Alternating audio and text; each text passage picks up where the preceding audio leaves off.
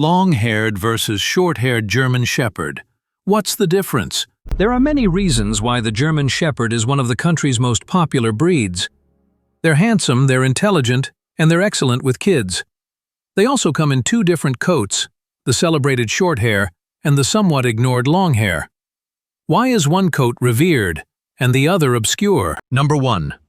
The coat and the club. The primary difference between a short-haired GSD and a long-haired GSD is obviously the coat, but the difference in fur covering is much more complex than merely one dog having shorter hair than the other. In a way, it's the engine that drives public perception of the breed. The long-haired German Shepherd, also known as the coated German Shepherd or long-coated German Shepherd, has longer hairs around their tails, faces, ears, bellies, hindquarters, and behind their legs. These hairs are soft and silky. What most of them don't have, however, is the undercoat like a short-haired GSD.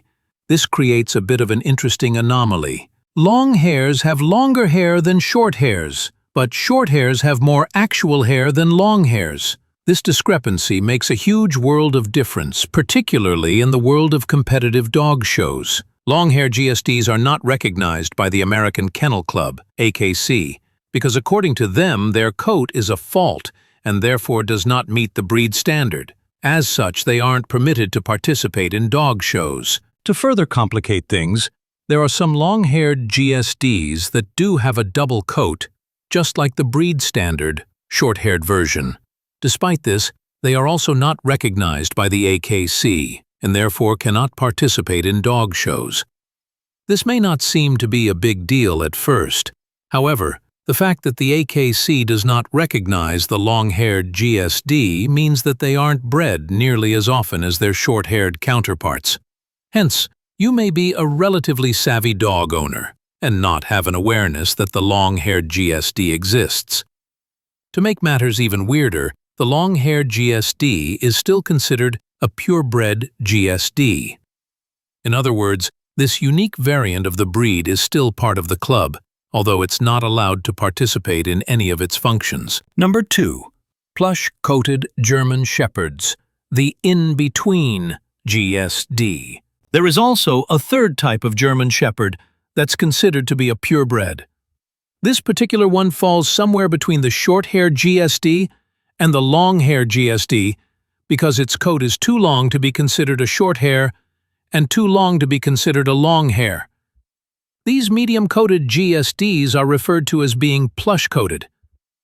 Even though their hair is longer than a short-haired GSD, they are double-coated, as they feature a wool-type undercoat and a longer outer coat. Needless to say, these plush-coated pooches aren't recognized by the AKC. Number 3. What are their fundamental difference between long-hair and short-hair GSDs? The discrepancy in coat between the long-hair and short-hair GSD is not the only difference between these two dogs. What's interesting is that the coat length serves as a prime mover for a lot of these differences.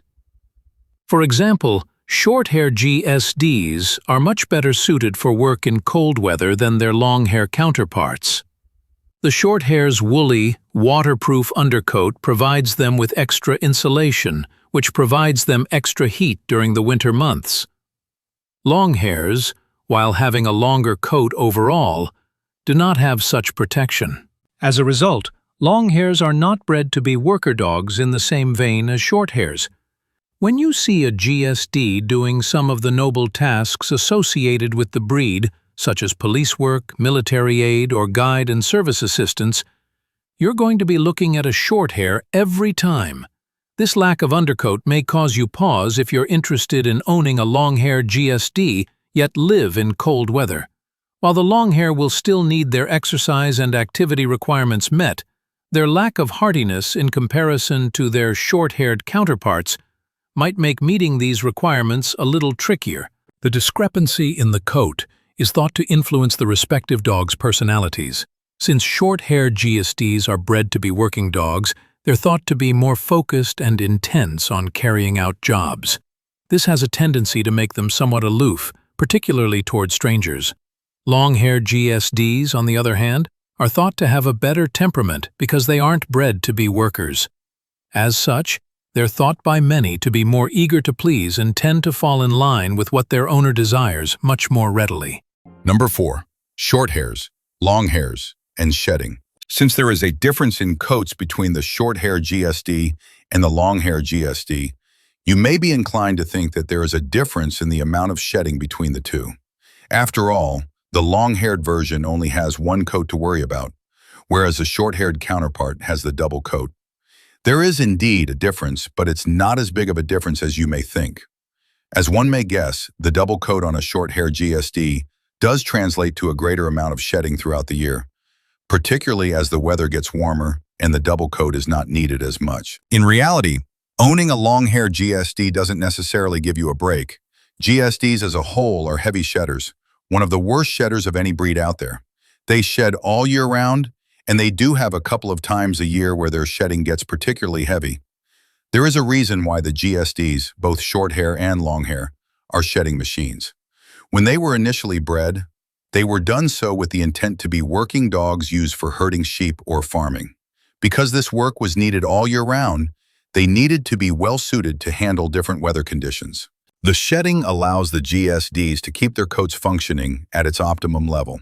It's not unlike a bird that sheds and replaces its feathers during molting season. Even though the long hair doesn't have an undercoat, the biological directive to shed is still intact. The high point of shedding season for the GSD is in the spring and the autumn. As summer approaches, the short-hair GSD will shed the thicker undercoat, replacing it with a thinner coat to keep them cool during the hot summer months. When the fall rolls around, this summer undercoat is dumped and the thicker undercoat returns. Number 5. Personality. The difference in coat is also supposed to have an effect on the personality of long-haired and short-haired GSDs. While the short-haired ones are bred to work, these are supposed to be more intense and focused on handling these tasks. These tend to be slightly aloof, especially towards strangers. On the other hand, long-haired ones are supposed to come with a better temperament, as these are not bred for working. These are thought to be cuter and more eager to please owners. Number 6.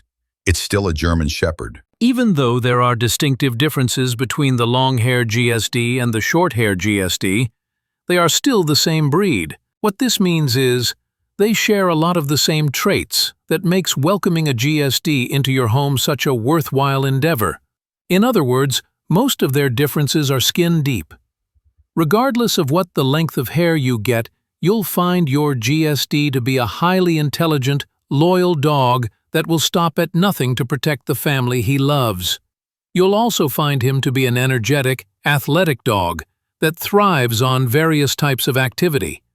If this is the kind of dog that appeals to your sensibilities, the GSD is right for you.